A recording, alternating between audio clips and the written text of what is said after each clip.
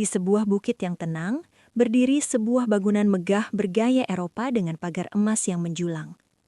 Orang-orang menyebutnya Istana Wirawan. Namun bagi Dewi, tempat itu tak lebih dari sebuah penjara bawah tanah yang dilapisi marmer mahal. Jam menunjukkan pukul 4 pagi. Udara dingin menusuk tulang. Namun Dewi sudah harus berada di dapur. Tangannya yang kasar karena deterjen terus mengaduk adonan roti kesukaan ibu mertuanya. Tidak ada suara pelayan di sana, karena Bu Wirawan sengaja memulangkan semua pembantu setiap akhir pekan agar Dewi belajar menjadi istri yang sesungguhnya. "Dewi, mana teh melati saya? Kamu ini kerjanya apa saja? Sudah numpang hidup, leletnya minta ampun." Suara melengking Bu Wirawan memecah kesunyian. Dewi bergegas membawa nampan. Langkahnya pelan, kepalanya menunduk. Ia sudah belajar bahwa di rumah ini, menatap mata mertua adalah sebuah dosa besar. "Ini tehnya, Bu," ucap Dewi lirih. Bu Ratna Wirawan menyesap sedikit teh itu, lalu dengan sengaja menyemburkannya ke lantai. "Dingin, kamu sengaja mau bikin saya sakit? Dasar anak panti, tidak punya tata krama sama sekali." Rian, suami Dewi, turun dengan kemeja rapi. Ia melihat istrinya sedang berlutut mengelap tumpahan teh di kaki ibunya. Ada gurat iba di mata Rian, tapi ia hanya bisa menghela napas. Dominasi ibunya terlalu besar untuk ia lawan. "Mas, sarapan sudah siap," sapa Dewi dengan senyum yang dipaksakan. Rian hanya mengangguk kecil, tak berani mencium kening istrinya di depan tatapan tajam sang ibu. 2 bulan berlalu, sebuah kabar yang seharusnya menjadi anugerah tiba. Dewi hamil. Rian sangat bahagia. Ia memeluk Dewi dengan erat untuk pertama kalinya setelah sekian lama. Namun saat kabar itu sampai ke telinga Bu Wirawan, wajahnya justru memucat.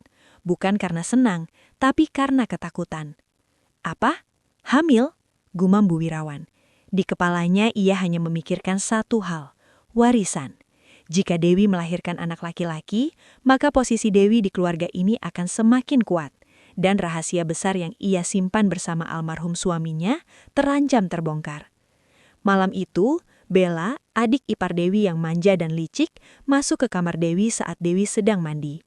Bella membawa sebuah botol kecil berisi cairan tak berwarna. Dengan tangan gemetar namun penuh kebencian, ia mencampurkan cairan itu ke dalam botol vitamin yang biasa Dewi minum setiap malam. "Maaf ya Dewi, darah kotor panti asuhan sepertimu tidak pantas melahirkan pewaris Wirawan Group," bisik Bella dengan senyum iblis. Keesokan harinya, petaka itu terjadi. Dewi terjatuh di kamar mandi. Darah mengalir di sela kakinya. Ia menjerit memanggil Rian. Namun yang datang adalah Bu Wirawan dengan tatapan dingin. Di rumah sakit, dokter menyatakan Dewi keguguran. Dunia Dewi seolah runtuh. Ia kehilangan malaikat kecilnya. Namun sebelum air matanya kering, sebuah tuduhan keji dilemparkan tepat di wajahnya. "Dasar perempuan ular!" teriak Bu Wirawan di depan ruang perawatan. Ia membawa sebuah botol obat kosong yang sudah ia tukar isinya. "Lihat ini Rian, istrimu sengaja meminum obat penggugur kandungan. Dia tidak ingin punya anak darimu, karena dia hanya menginginkan hartamu." Bella ikut memanas-manasi. "Iya Kak Rian, aku lihat sendiri Kak Dewi sering browsing cara menggugurkan kandungan di HP-nya. Dia bilang dia belum siap jadi ibu, karena mau menikmati kemewahan rumah ini dulu." Dewi menggeleng lemah. "Tidak Mas, itu bohong. Aku mencintai anak kita." Rian yang hatinya hancur karena kehilangan calon anaknya, kini menatap Dewi dengan penuh kebencian. "Kenapa kamu setega itu Dewi? Kalau kamu tidak mencintaiku, setidaknya jangan bunuh darah dagingku."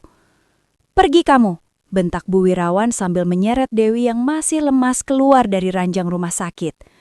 "Bawa semua pakaian lusuhmu. Jangan pernah injakan kakimu di rumah kami lagi. Kamu bukan hanya menantu sial, tapi kamu adalah seorang pembunuh." Dewi terkapar di depan gerbang panti asuhan tempat ia dibesarkan. Bajunya compang-camping, hatinya mati rasa. Ia pingsan dalam pelukan Ibu Sarah, pengurus panti yang sudah seperti ibunya sendiri.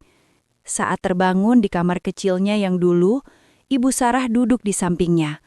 Ia memegang sebuah benda yang sudah bertahun-tahun ia simpan, sebuah liontin perak berbentuk jantung yang tampak kusam. Ibu Sarah memegang sebuah benda yang sudah bertahun-tahun ia simpan. Sebuah liontin perak berbentuk jantung yang tampak kusam. "Dewi, maafkan ibu. Dulu ayahmu memberikan ini sebelum ia pergi dan tak pernah kembali. Ia bilang, berikan ini pada Dewi jika ia sudah kehilangan segalanya dan dunia sudah sangat jahat padanya," ucap Ibu Sarah dengan suara serak.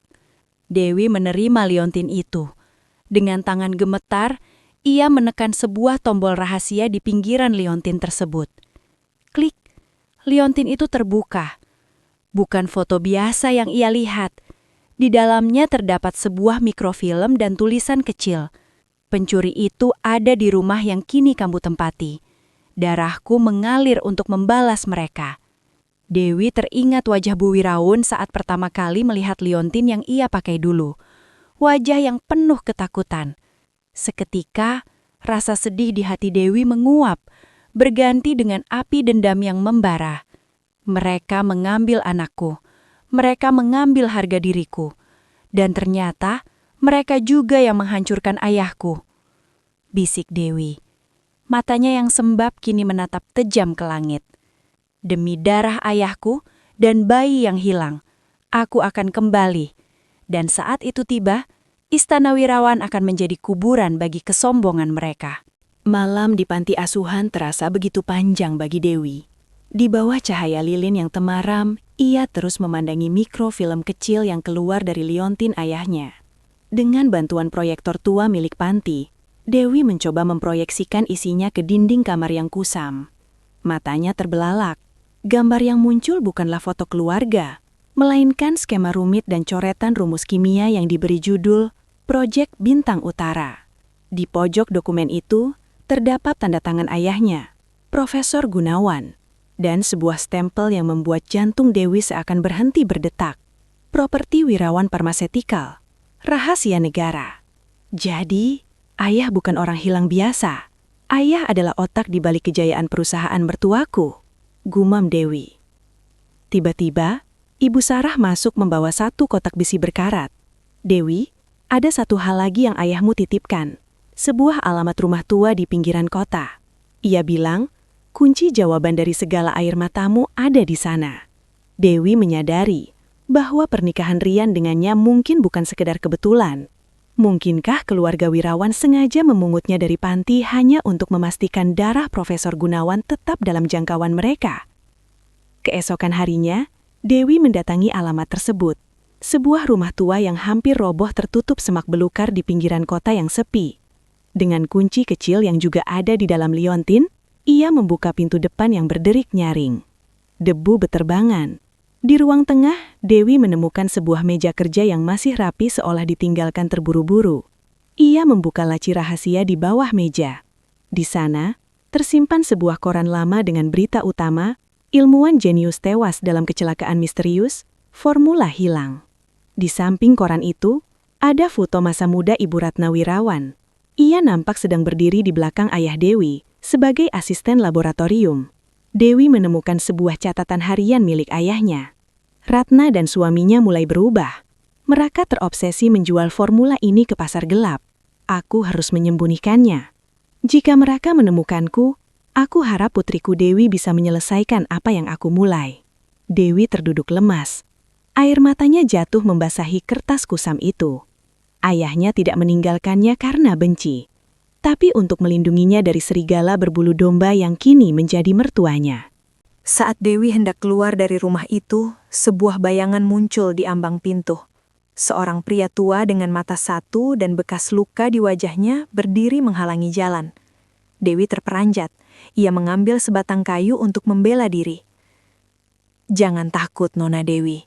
Saya sudah menunggu Anda selama 20 tahun, ucap pria itu dengan suara parau. Pria itu memperkenalkan diri sebagai Pak Danu, mantan kepala keamanan sekaligus sahabat kepercayaan ayah Dewi. Pak Danu bercerita bahwa malam saat ayah Dewi tewas, sebenarnya ia melihat Bu Ratna dan suaminya menyabotase rem mobil Profesor Gunawan. Mereka ingin hartanya, tapi yang mereka dapat hanya salinan palsu. Formula aslinya ada di dalam darahmu, Nona. secara kiasan dan secara harfiah, kata Pak Danu misterius. Pak Danu mengungkap bahwa ayah Dewi telah menanamkan kode akses terakhir ke dalam memori bawah sadar Dewi melalui lagu pengantar tidur yang selalu dinyanyikan dulu. Keluarga Wirawan selama ini berusaha memancing kode itu keluar, namun gagal. Itulah alasan mereka akhirnya membuang Dewi setelah keguguran, karena mereka pikir jalur akses melalui keturunan telah putus. Pak Danu membawa Dewi ke sebuah makam tanpa nama di belakang rumah tua itu. Ini ayahmu, Dewi. Dia tidak pernah mendapatkan pemakaman yang layak. Dewi berlutut di tanah merah itu. Rasa perih karena kehilangan bayinya dan pengusiran kejam oleh Satria kini menyatu dengan dendam atas kematian ayahnya. Ia teringat wajah angkuh Bu Ratna yang menghinanya sebagai anak pungut yang tak punya harga diri. "Ayah, maafkan Dewi karena baru datang," bisik Dewi sambil mengepalkan tangan hingga kukunya memutih. "Mereka telah mengambil segalanya dariku. Mereka mengambil ayah, mereka mengambil bayiku, dan mereka mengambil kehormatanku." Ia berdiri, menatap Pak Danu dengan tatapan mata yang bukan lagi milik Dewi yang lemah. Ada api yang menyala di sana. "Pak Danu, ajari aku cara menghancurkan mereka tanpa menyentuh mereka. Aku ingin melihat istana Wirawan runtuh sepotong demi sepotong." Pak Danu tersenyum tipis. "Pilihan yang bijak. Kita punya sisa aset yang tidak diketahui, Bu Ratna. Cukup untuk membuatmu kembali sebagai orang yang berbeda. Tapi ingat, Nona, sekali Anda masuk ke dunia ini, tidak ada jalan kembali." "Aku tidak butuh jalan kembali. Aku hanya butuh jalan untuk melihat mereka bersujud di kaki ayahku."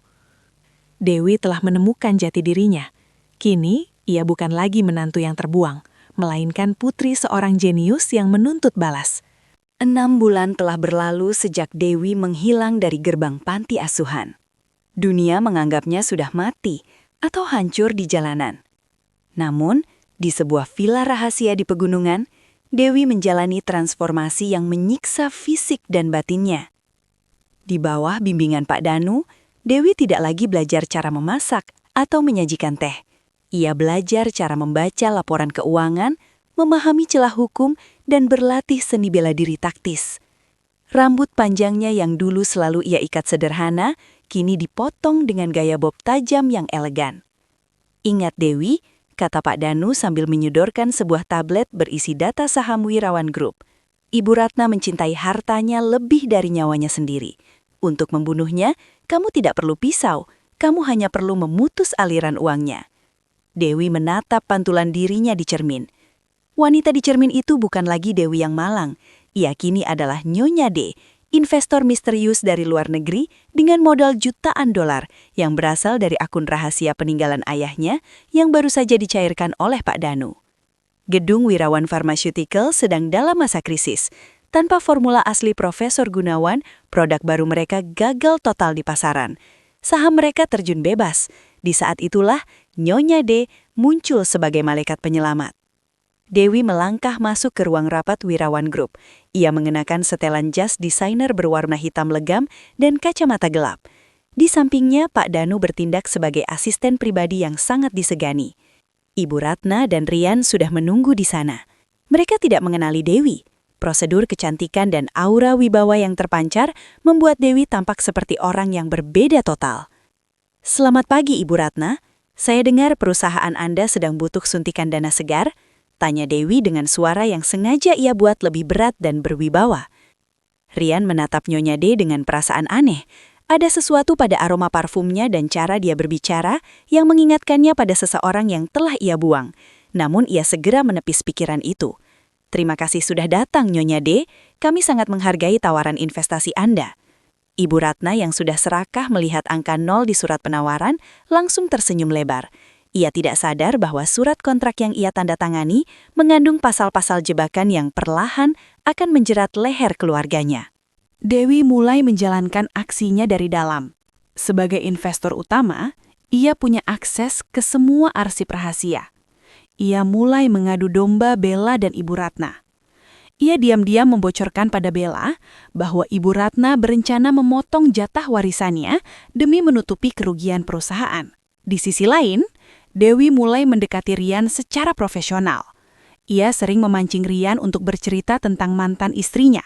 "Saya dengar Anda pernah punya istri yang bermasalah? Tanya Dewi suatu sore di bar hotel. Rian menunduk. Wajahnya tampak menyesal. Dia bukan bermasalah. Saya yang terlalu bodoh untuk percaya pada fitnah.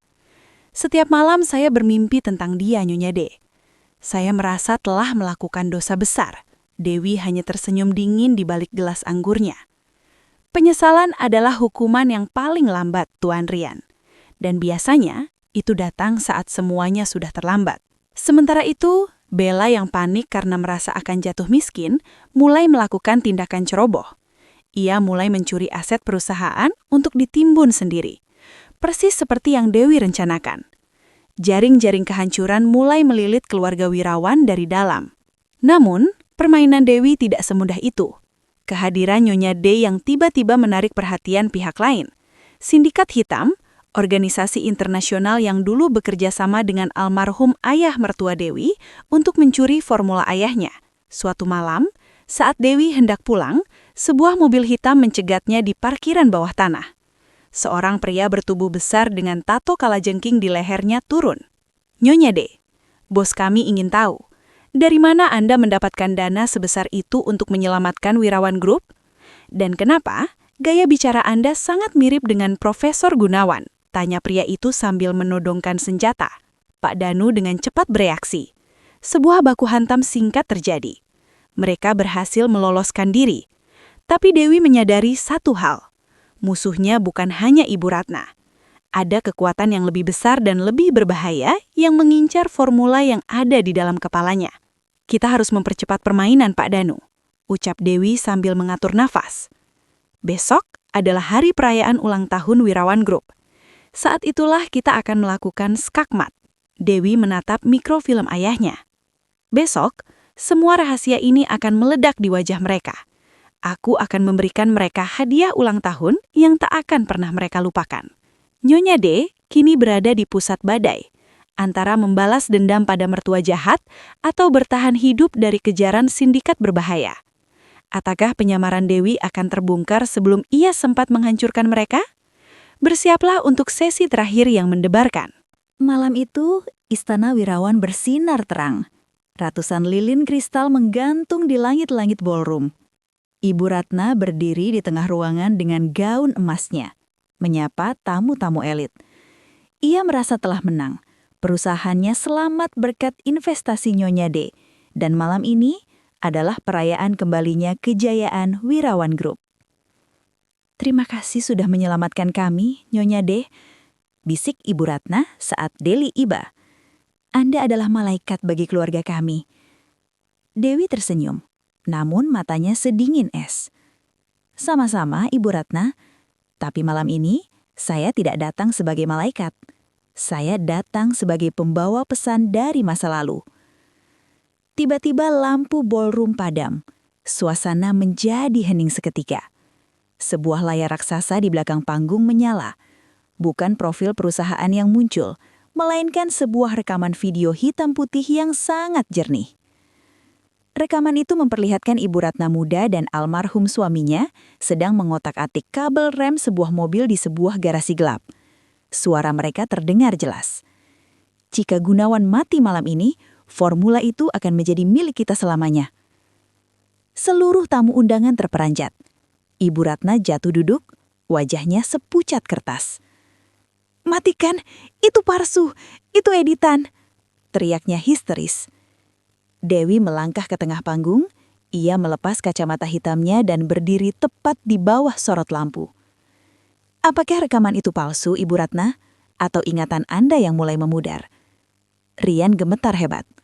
Nyonya D, siapa Anda sebenarnya? Dewi menatap Rian dengan mata yang berkaca-kaca namun penuh ketegasan. Aku adalah wanita yang kamu usir di tengah hujan badai. Aku adalah ibu dari bayi yang dibunuh oleh keluargamu. Dan aku adalah putri dari pria yang kamu curi hartanya. Namaku adalah Dewi Gunawan. Keheningan yang mencekam menyelimuti ruangan. Bella mencoba kabur melalui pintu samping. Namun Pak Danu sudah berdiri di sana bersama beberapa petugas kepolisian. Semua bukti korupsi, Pencucian uang dan sabotase obat-obatan yang dilakukan Bella sudah kami serahkan ke pihak berwajib. Ucap Pak Danu lantang. Kalian membangun istana ini di atas kuburan Profesor Gunawan. Dan malam ini, tanah ini menuntut haknya kembali. Tiba-tiba, ledakan kecil terdengar dari arah pintu utama. Sekelompok pria bersenjata dari sindikat hitam menyerbu masuk. Mereka tidak peduli dengan drama keluarga. Mereka hanya menginginkan formula asli yang mereka yakini ada pada Dewi. Berikan formulanya Dewi, atau semua orang di sini mati, teriak pemimpin sindikat. Dalam kekacauan itu, pemimpin sindikat menodongkan senjata ke arah Dewi. Saat peluru melesat, sebuah bayangan melompat di depan Dewi. Dor! Rian tersungkur di lantai. Darah mengalir membasahi kemeja putihnya. Ia menggunakan tubuhnya sebagai pelisai untuk Dewi. Pak Danu dengan sigap membalas tembakan, dan tim kepolisian khusus yang sudah bersiaga segera melumpuhkan para anggota sindikat. Dewi berlutut di samping Rian. "Mas, kenapa?" Rian tersenyum lemah, nafasnya tersengal-sengal. "Ini mahar terakhirku untukmu, Dewi. Maafkan aku tidak bisa menjagamu dulu. Ambillah kembali semuanya. Jadilah bahagia." Rian jatuh pingsan dalam pelukan Dewi. Petugas medis segera melarikannya ke rumah sakit.